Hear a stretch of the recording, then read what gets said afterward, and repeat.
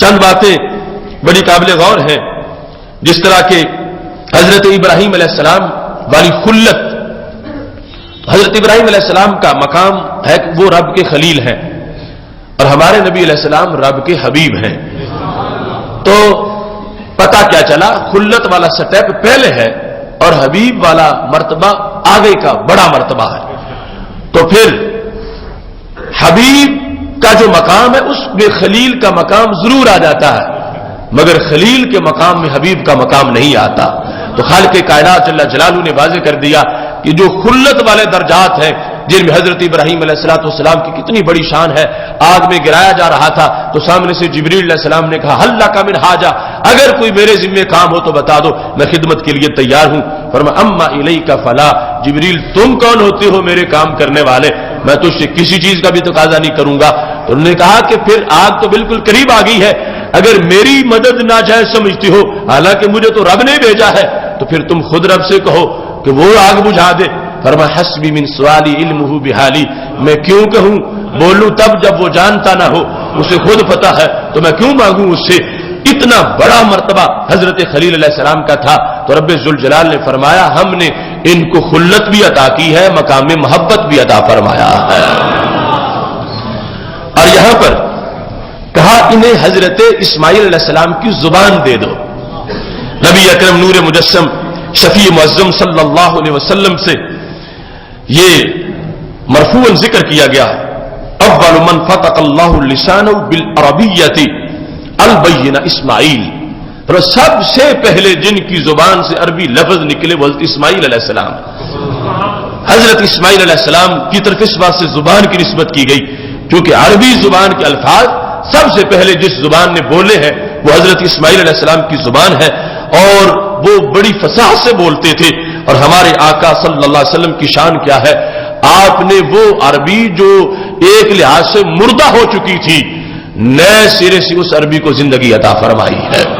جہاں تک کہ جس وقت اگلا مرحلہ ہے جہاں حضرت صالح علیہ السلام کی فصاحت کا ذکر کیا جا رہا ہے، تو اس فصاحت میں بھی سید عالم نور مجسم شفیع معظم صلی اللہ علیہ وسلم کا انداز ایسا ہے کہ آپ نے وہ فصاحت استعمال کی.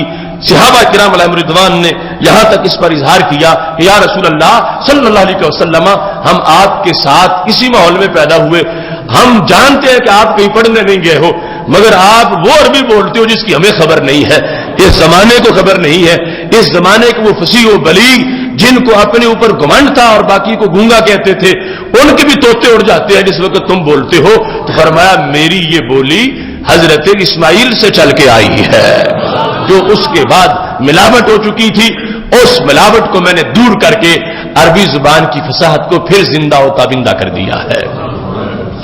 سید عالم نور مجسم شفیع معظم صلی اللہ علیہ وسلم کو حضرت یعقوب علیہ السلام کی بشارت دی گئی. ان کو بشارت کیا تھی؟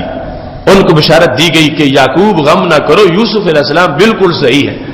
یہ ہے بشرا یعقوب. حضرت یعقوب علیہ السلام رو رو کے آنکھوں کی بینائی چلی گئی تھی، اور پھر قمیص آ گئی حضرت یوسف علیہ السلام کی جس کا قرآن نے ذکر کیا ہے، اور اس قمیص کے لگنے سے پھر بینائی واپس آ گئی، اور بشارت بھی حضرت موسیٰ علیہ السلام کی ان کو مل گئی. وہ ہے بشرا یعقوب. اور ہمارے آقا صلی اللہ علیہ وسلم کو رب ذوالجلال نے کیا بشارت دی ہے، دوری عرش سے مجدائے بلقیس شفاعت لایا، طائر سدر نشیں مرغ سلیمان عرب. ہمارے آقا صلی اللہ علیہ وسلم کو رب ذوالجلال نے امت کی شفاعت کی بشارت عطا فرمائی ہے. بشرا یعقوب، اتنی بڑی بشارت سید عالم نور مجسم شفیع معظم صلی اللہ علیہ وسلم کو عطا کی گئی.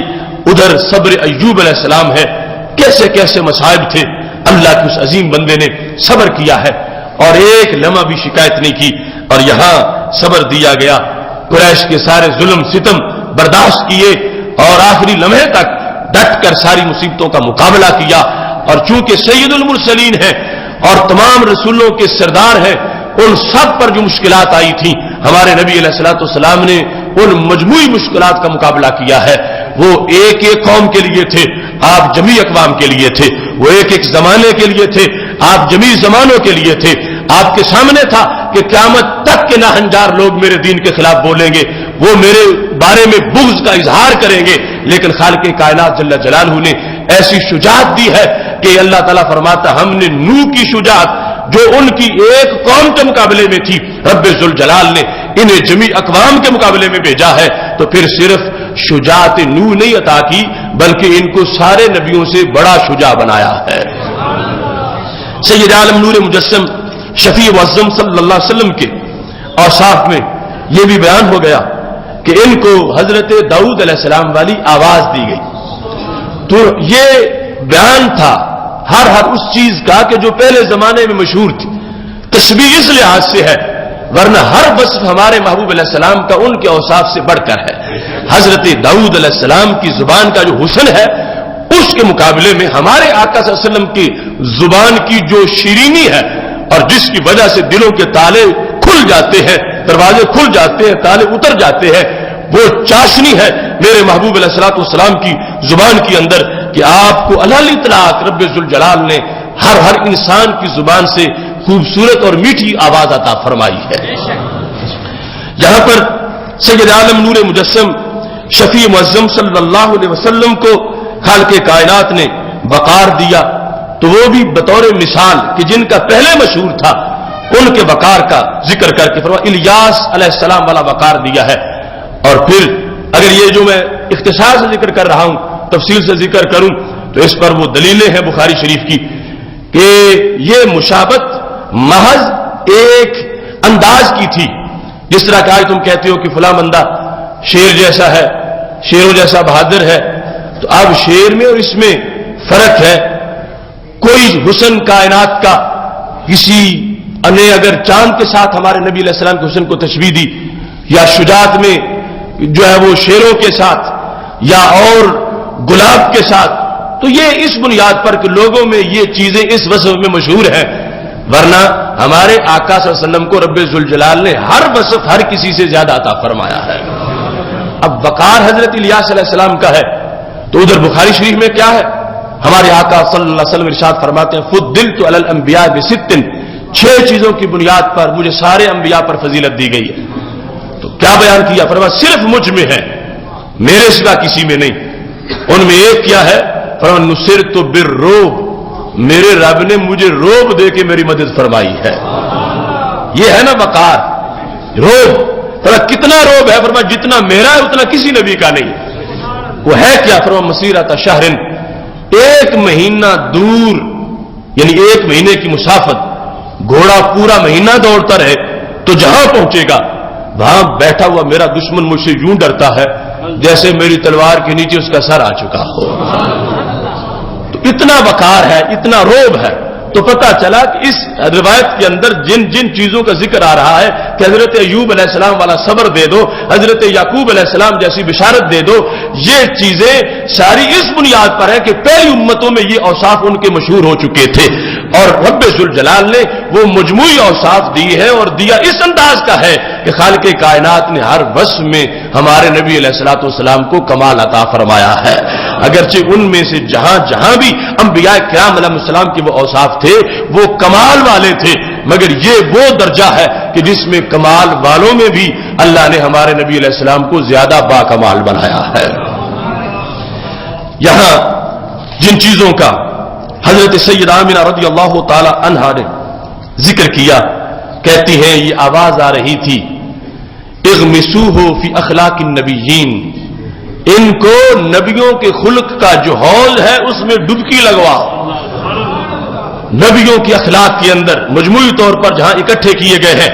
اور پھر فرمایا سیدہ آمنہ رضی اللہ تعالی عنہا نے میں نے اب جب میرے صاحبزادے لوٹ کے واپس آئے، ایک تو پہلا دیدار تھا، پھر وہ بادل آ گیا، اور بادل سے جس وقت بادل نے رخصت کیا ان کو میرے پاس تو میں نے دوبارہ دیکھا، نظرت الیہ فاذا ہوا کالقمر لیلۃ البدر، تو میں نے دیکھا کہ 14ویں کے چاند جیسے ہے۔ اب یہ تشبیہ بھی صرف اس بنیاد پر ہے کہ زمانے میں لوگ 14ویں کے چاند کو آخری حوالہ سمجھتے ہیں، اس کا نور اور اس کا حسن۔ سیدہ آمنہ رضی اللہ تعالی عنہا کہتی ہیں وریحہ یسطع، میں نے دیکھا کہ خوشبو کے حلے آ رہے ہیں، ہر طرف خوشبو پھیلی ہوئی ہے۔ سیدہ آمنہ رضی اللہ تعالی عنہا کہتی ہیں کل مسک الاذفر ازفر کستوری کی خوشبو جیسی مجھے خوشبو آ رہی ہے. میں نے اس حالت کے اندر سیدہ آمنہ رضی اللہ تعالیٰ عنہ کہتی ہیں 3 بندے دیکھے فی ید احدہم ابریق من فضہ، ایک کے ہاتھ میں کوزہ چاندی کا ہے، وفی ید الاخر تست من زمرد اخضر، دوسرے کے ہاتھ میں تھال زمرد سبز رنگ کے زمرد کا ہے، وفی ید الثالث حریرۃ بیضاء، تیسرے کے ہاتھ میں ریشم ہے جس کا رنگ سفید ہے. فنشرھا، جس کے ہاتھ میں ریشم ہے اس نے وہ ریشم کو بچھا دیا ہے. فاخرج منها خاتما، اس ریشم سے ایک مور نکالی ہے. طہار و ابصار الناظرین، مور اتنی چمک والی ہے کہ دیکھنے والوں کی آنکھیں دنگ رہ جاتی ہیں. فغسلہ من ذلک الابریق 7 مرات، تو اس کوزے میں جو چاندی کا تھا اس پانی کے ساتھ میرے لخت جگر کو غسل دیا گیا اس تھال کے اندر جو لایا گیا تھا. ثم خطف بین کتفی بالخاتم، اور وہ جو مہر نکالی گئی تھی غسل دینے کے بعد وہ مہر رسول اللہ صلی اللہ علیہ وسلم کے جسد مبارک پر دونوں کندھوں کے درمیان پیچھے پشت پہ لگا دی گئی. اس سلسلہ میں آپ ایک پورا موضوع سن چکے ہیں گزشتہ سال کہ ختم نبوت جو ہے نبی علیہ السلام کے پیکر پر جو خاتم ہے مہر، اس کے بارے میں بعض لوگوں کا خیال ہے کہ ولادت کے وقت وہ خود جسم میں پہلے ہی تھی خلقت کے لحاظ سے، اور کچھ کا یہ خیال ہے کہ وہ بعد میں جس طرح اس روایت میں موجود ہے کہ فرشتہ آیا اور اللہ کے حکم کے مطابق وہ مہر بدن پر لگا دی گئی. لیکن زیادہ راجب وہی ہے کہ تخلیق اور خلقت کے لحاظ سے ہی وہ ایسا نشان بدن میں موجود تھا جس کو مہر نبوت کے ساتھ تعبیر کیا جاتا ہے. یہاں پر سیدہ آمنہ رضی اللہ تعالی عنہا نے جو بیان کیا اسی مضمون کا ایک حصہ امام بدر الدین زرکشی جو علوم قرآن کے بہت بڑے ماہر ہیں